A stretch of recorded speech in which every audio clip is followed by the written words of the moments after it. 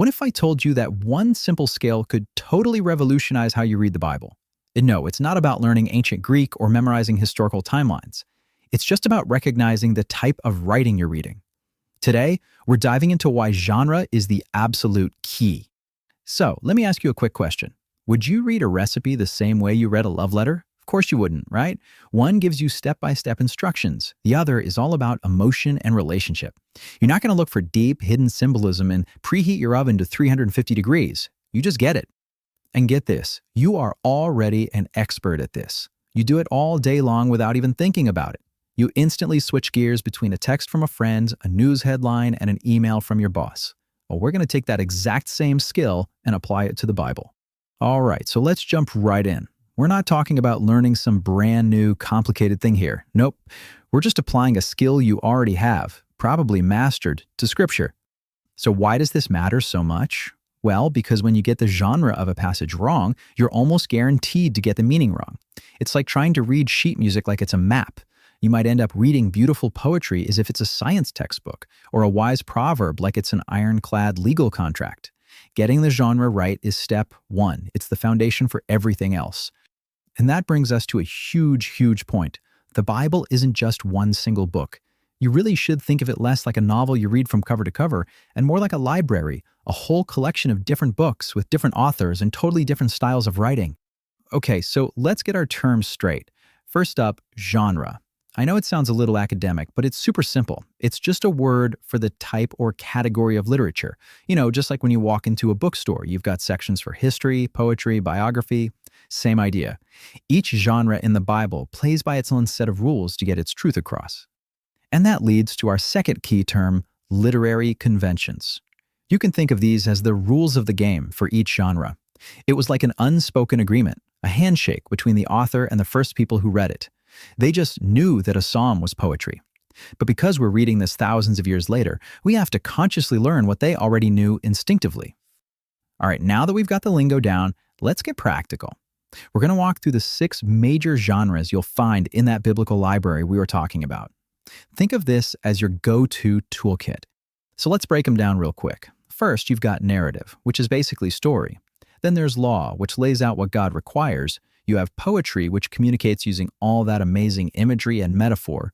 Wisdom literature, which offers these brilliant observations on how life generally works. Then prophecy, which is God's specific message to a specific group of people. And finally, epistles.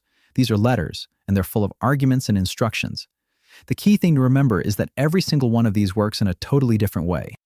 Okay, theory is one thing, but let's see how this actually plays out. We're going to look at some of the most famous verses in the entire Bible and see what happens when we use this genre lens. Trust me, this is where the light bulb really goes on. Let's start with a big one, Psalm 23.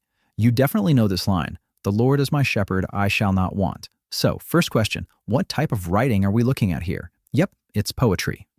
So the big genre mistake would be to read this as literal history, to think that God is actually, factually, a man in a field with a staff and a flock of sheep. But that's not what poetry does. When we read it correctly as poetry, we embrace the metaphor. It's not saying God is a shepherd, it's saying he's like a shepherd. He provides, he protects, he guides. And that image communicates a truth that's so much deeper than any literal description could be. Okay, now let's do a complete 180 and jump to a totally different genre. Genesis chapter 1, verse 1. In the beginning, God created the heavens and the earth. This isn't poetry, is it? It's narrative. It's telling a story about what happened. So the mistake here would be to treat this like a dry list of abstract facts and ignore the story itself. The right approach is to see that this narrative teaches truth by showing us what happened. The power is in the story of God's creative action. It teaches by showing, not just by telling. That's a huge difference. All right, our third example. Let's tackle a verse from Proverbs that honestly has caused a ton of confusion and sometimes even real pain, all because its genre gets misunderstood. Now, this is so important. The genre mistake is reading this proverb like it's an ironclad promise, a divine guarantee from God. But the correct reading understands that a proverb is wisdom literature. It's an observation about how life generally works, not a universal contract. Faithful parenting tends to lead to faithful children. You see, recognizing this isn't weakening the Bible, it's respecting it enough to read it on its own terms. And for a lot of people, understanding this can be incredibly freeing. So this is powerful stuff, right? But what do you do with it? How do you put it into practice? In our last section, let's nail down 3 practical steps you can take today. Here they are. It's really this simple. First, always, and I mean always, start by asking the genre question. What type of writing is this? Second, read the text on its own terms. Let poetry be poetry. Let stories be stories. Don't try to force one to act like another. And third, use the tools you probably already have. The introduction to each book in a good study Bible will tell you the genre.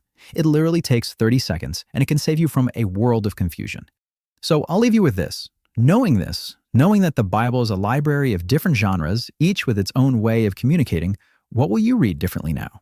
How might this one simple skill unlock a deeper and more accurate understanding of Scripture for you? That's a question worth thinking about.